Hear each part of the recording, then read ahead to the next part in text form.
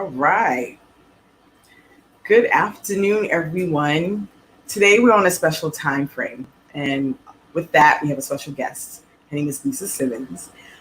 I'm sure all of you know she's the mover and shaker here in Boston, especially with the film productions. So, yes, my name is Olawumi. I'm the director of Hibernian Hall, and this is our seventh web series of our community spotlight. Few things. This is your home for arts and culture here in the heart of Boston. So, as you know, Hibernian Hall curates a lot of theater, community events, dance, anything that would support the lights of our artists locally here in the Roxbury area and greater. So, I'm going to basically give a little intro of Lisa Simmons.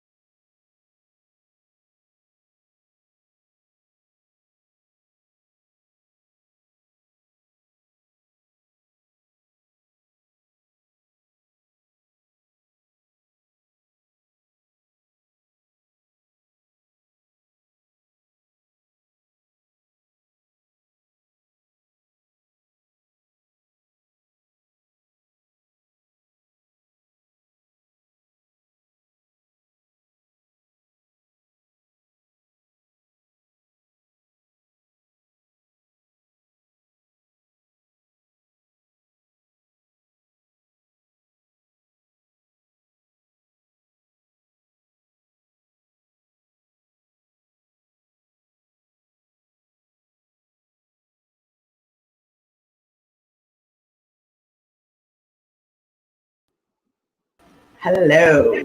Hello. How are Yes, good you? afternoon. Welcome. I'm good, thank you.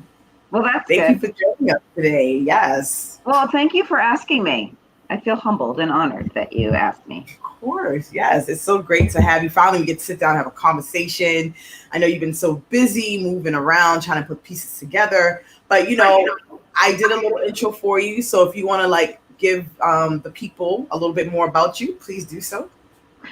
Well, it's funny. I couldn't really hear the intro, so I'm not. I didn't. Yeah, I couldn't really hear it. But hello, everybody.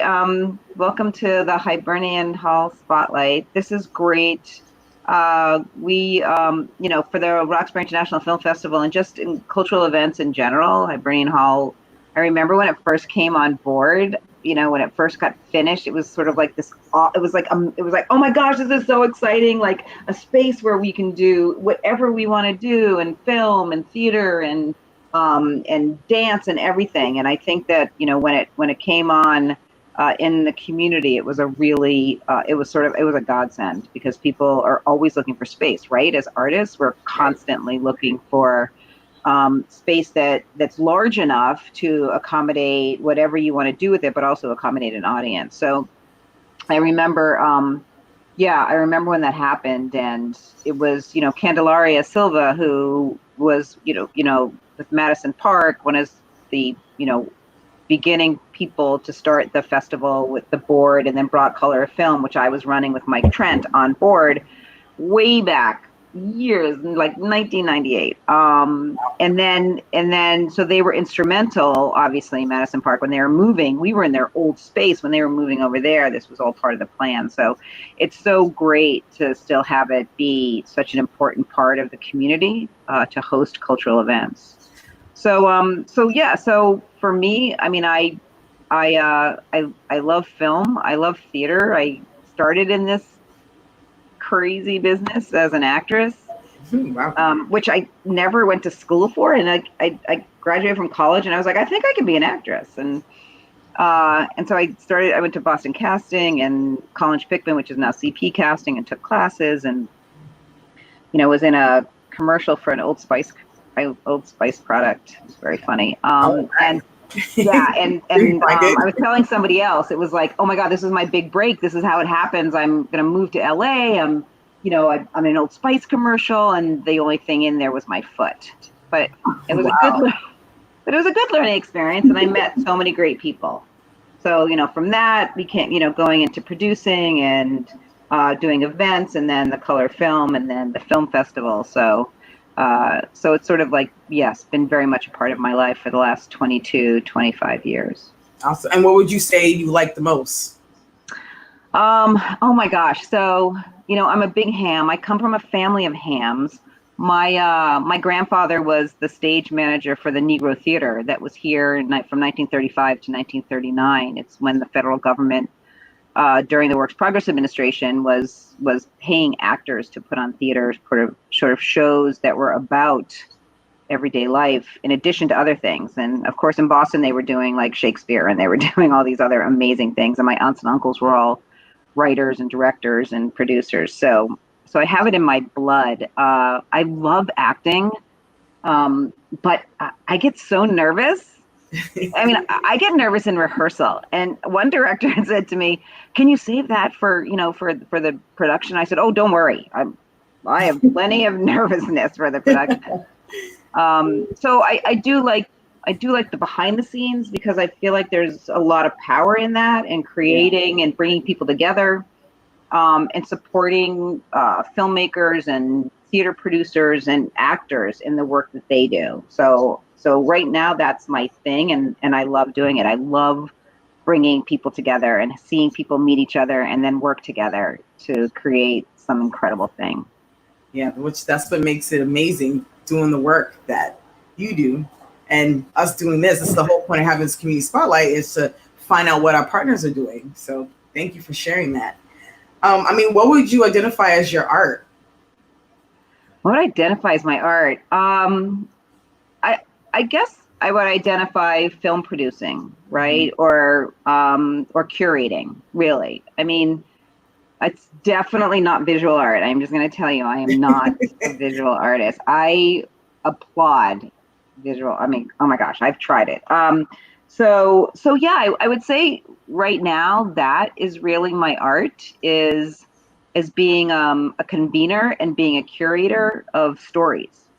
And doing that through the film festival, and then all year long, whether it's a dinner and a movie series, or film and thought panels, or whatever it is. I think that it's really, really important that we have folks who can take this incredible content that people are creating, this visual content, this media, and create spaces for it to be seen for a wider audience. I mean, it takes a lot to make a film, whether it's short or a feature, and those voices need to be heard. And so I think that's what I would say, that being a curator and a supporter of that. I mean, that's awesome. And I mean, I guess we can definitely find that's your inspiration, is bringing people together and telling stories. And what would be the most difficult part of, engaging that? Especially now we're going through COVID-19, we're trying to figure ourselves out. Like, what are some difficult moments you can experience that you can share with us? Yeah, I mean, I think it's really about how to do it, right? And how to do it successfully and effectively, where the audience is engaged and you're providing, something that you would in the in-person realm. Maybe, for us, for Roxbury International Film Festival, we really pride ourselves on being fiercely independent. And that means that we are featuring stories that oftentimes haven't been in other festivals, maybe haven't made it to other festivals for whatever reason, but they are telling these really incredible stories about places and people and events that oftentimes no one's ever heard of. And if we didn't have that opportunity, you wouldn't know about it. And I think that's one of the things that our audience really appreciates, is that every time they're coming to the festival, they're learning something. They're being inspired by something. They're being activated into doing something. So I think that the challenge is, in a virtual format, that you're keeping that audience engaged in that particular moment in time to watch that film and to listen to the Q&A.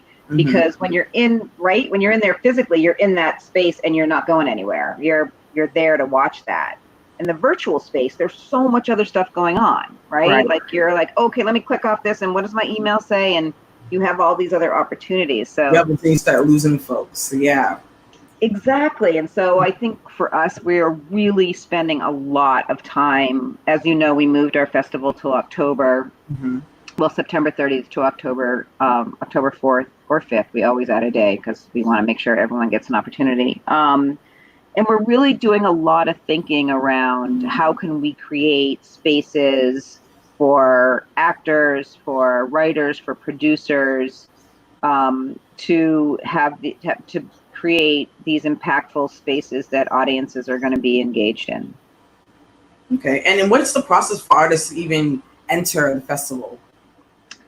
Well, so you mean for a film to come into the film festival? Mm-hmm. It's really it's like any other festival. It's a submission to Film Freeway, and then there's a crew of folks who are watching them. We have a great, incredible, Rox Film team. And then films get accepted. And each year, in the beginning years, it was like, okay, we're doing local films and we're supporting local filmmakers, and that's really what our focus and our mission is going to be. Mm-hmm. But after like year 3 or whatever, you realize that you need to broaden your, not everyone here is going to keep making movies after movie. And then it was like people were connected to Boston, and then getting more international. We started getting more international films. Yeah. So really sort of, making sure that we were there for our local folks and for our international folks and stuff like that. So, I mean, yeah, it's not an easy task, but it's an incredibly fulfilling task when you create that space for people. Yeah, and I love how you're working in the other end of the angle of the industry, knowing that we do theater. A lot of folks rely on the physical experience of being in the space.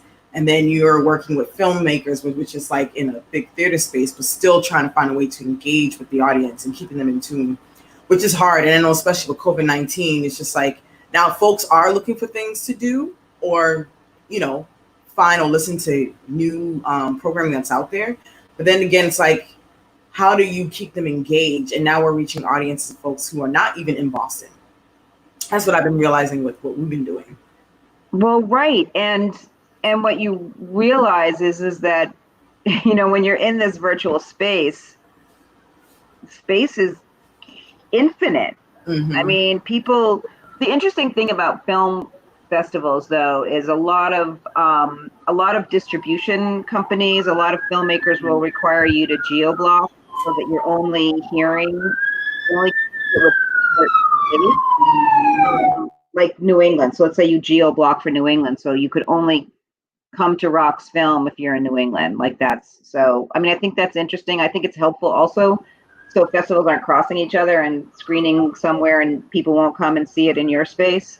So there's all these technical things that we have to learn about, right? And do we do Zoom and then Facebook Live and So there are ways and we also want to make sure that it's accessible, right, to everyone. And that's the other piece too, that maybe people don't have Zoom, and so if they don't have Facebook, then what's another way that they can participate? Because we want people to be able to participate, and we don't want that to be a barrier. So those are all these things, and thinking about closed caption and our independent filmmakers doing captions on their films so that it's even more accessible. I mean, I think right now that we're in this virtual space, you realize that you are reaching out to maybe audiences that you never have before, and trying to make sure that you're thinking about ways that you can engage folks in ways that you haven't done before. So that just adds a whole nother level of, oh my gosh, I got to do that. Oh my gosh, I got to do that.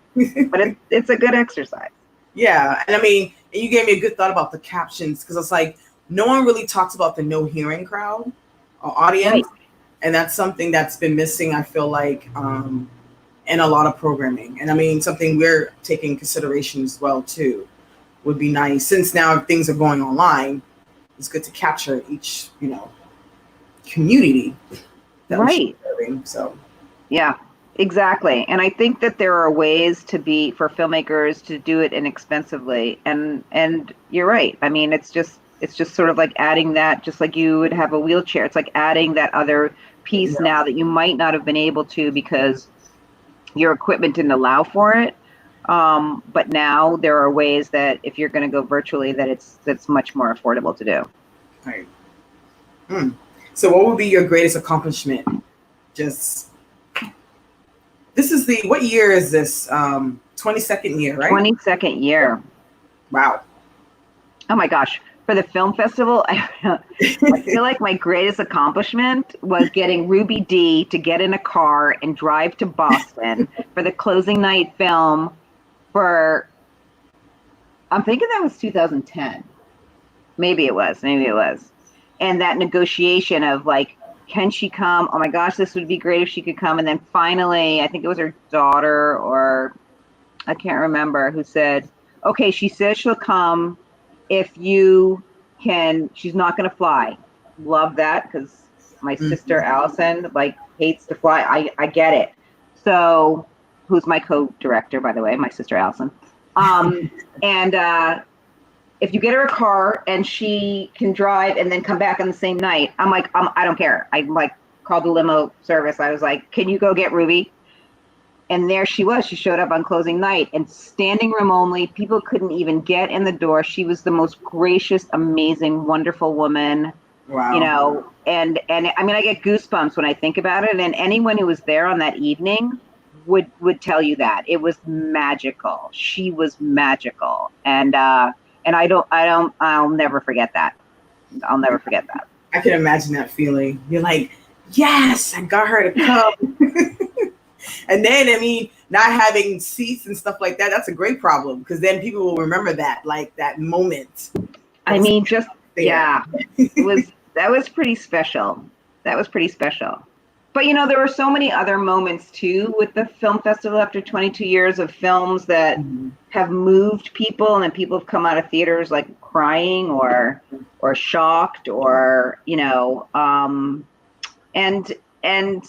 or laughing hysterically and just being happy to have had that experience. So, you know, it's like on one end, that was a great win. But I feel like every year it's a great win, because the filmmakers meet each other, and then they connect at other festivals, and then they share each other's email addresses, and then they're like, what are you working on next? And I just feel like we're, you know, here we are in Roxbury, right? In Boston, Massachusetts, and we're creating this little hub of, you know, independent filmmakers, and that I think is for the team is really exciting.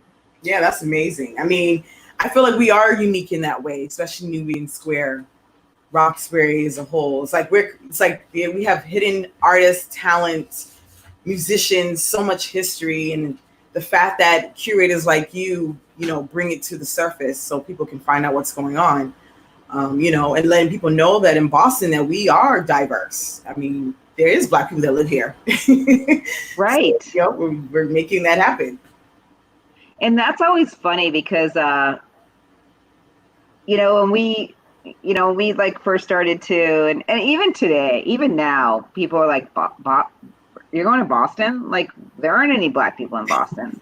And I'm like, yes, there are. Right. Let me just tell you. And they're really excited. And what's really interesting about Boston and, you know, and so it's funny, because we're the Roxbury International Film Festival. We're not the Black Boston Roxbury. So people wouldn't know. Normally people have American Black Film Festival, the Black Film Festival of San Francisco. We just make the assumption that everybody knows that Roxbury is the Black community, which they don't. So we need to change that.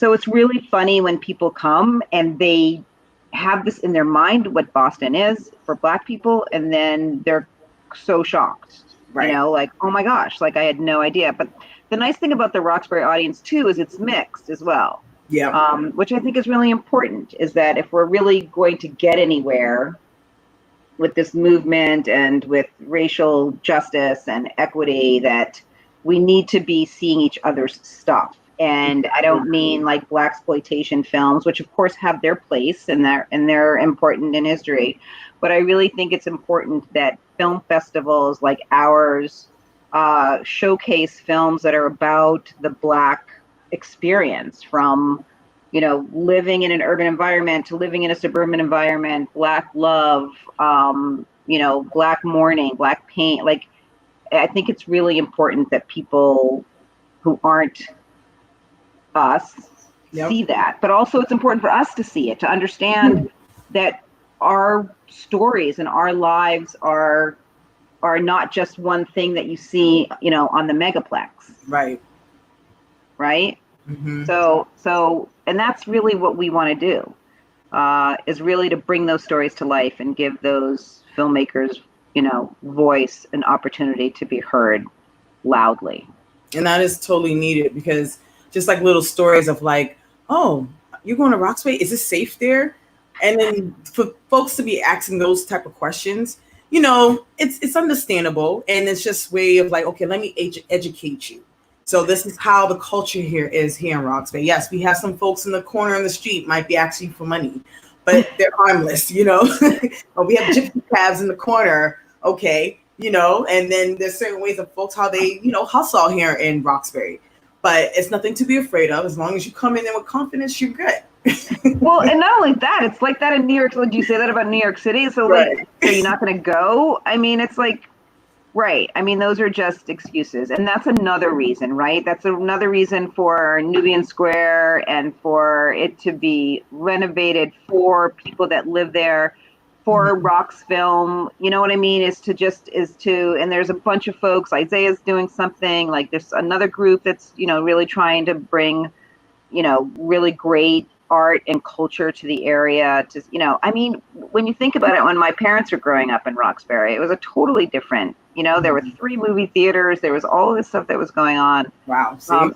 And we just need to bring it back there, but we can't do it on our own, right? We need zoning, we need planners, we need, like, there's all these other things that go into rebuilding that community. And I'm just hoping that there's the focus and the interest and the money to come behind supporting Nubian Square and bringing it to what it used to be. I mean, it is so easy to get there. There are so many creatives and people that can make that happen. And exactly. I just feel like if all of us do our part, then maybe we can have that be. Yeah, and then not make it feel like a competition or who's doing what. Just all of us as leaders, we need to be able to just get out there and put our input together and come with a plan and stick by it, Right. And I think that's it. I mean, sustainability is really important. And I feel like for Rox Film, it's really been something that I have really sort of, thought about a lot. And, I remember when Mike Trent and I started the Color of Film, there had been a Black arts movement that was already happened. It had already happened. It's already died out. And some of the people that came to the Color Film first meeting, which was like it was the exact same time that the film festival started. People were like, oh yeah, we've done this before. Like, it's not going to last or whatever. And I really sort of took that to heart. Like, no, this is actually going to sustain itself. We're going to figure out a way to make sure that this continues. And it has. So, I just think it's important. You're right, that we're just constantly creating good content, that we're staying connected, that we're convening, that we're not competing. People are doing film screenings and it's, whenever I hear like, oh, we're doing outdoor screenings at Bartlett Yard, or we're doing this film and thought panel thing. I'm like, great. Like, hey, like, we're over here. We'd love to support the work you're doing. It's not that I'm not feeling competitive. I'm like, this is exciting that there's someone else. Like, let's connect. Like we're big conveners. We can't do what we do if we don't collaborate. I agree. And this is a great segue to just talk about what you're working on. And then I guess my last note, I would love to just see and have the scene, like, the Film Fest is big in Martha's Vineyard, which is obviously our favorite place to go. And, their itinerary is like, oh, Film Fest 1 week, you got the, HBCU sororities, fraternities coming there. And I'm like, why can't Boston be hot like this? So I'm going to leave it with that last. Okay. Now, but wait a second. So Martha's Vineyard is like a destination place. It's that's like going to St. Bart's, because then there's a music festival and a film festival. Everyone wants to be there. Everyone wants to be there. So that's cool and that's fine. And is Boston going to be like that? I mean, we've thought a lot about at Rox Film, like, we've opened with an art show. We've brought in music. You know what I mean? And so I think that there's that opportunity. God, who knows what's going to happen post-COVID, because all of these things require people coming together, right? You have a outdoor music festival. You have art in the park, like they used to do at the museum. And it's definitely can happen. And I do think that I'm going to the planning session tonight at that they're doing on Meet the Planner for Nubian Square. And I think that it all comes down to that, is making sure that we as creatives and cultural people are on the ground floor of those who are creating the plan for Nubian Square, and with the restaurants, like everyone should be in there together saying, hey, we need a venue for this.